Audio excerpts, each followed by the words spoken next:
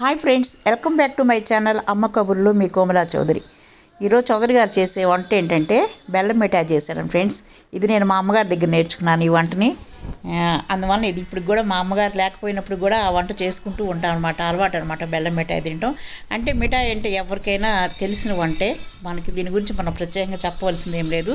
కాకపోతే నేను ఎక్స్ట్రా కొంచెం వేరుశనగ పప్పులు, జీడిపప్పులు, గుమ్మడి గింజలు, పొద్దుతిరుగుడు గింజలు కలిపానండి. ఎందుకంటే అవి కొంచెం హెల్త్కి మంచిదంట, అందుకనమాట, హెల్త్ కోసం.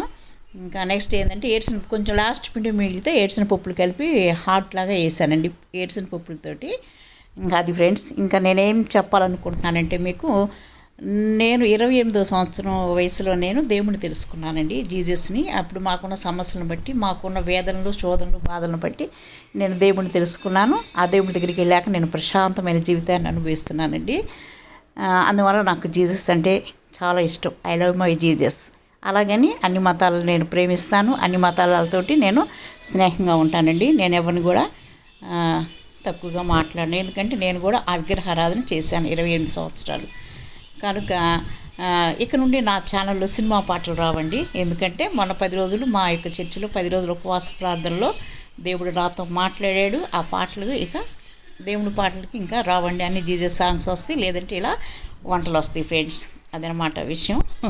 అది నా ఫ్రెండ్స్తో పంచుకుందామని చేశాను ఫ్రెండ్స్. Bye friends.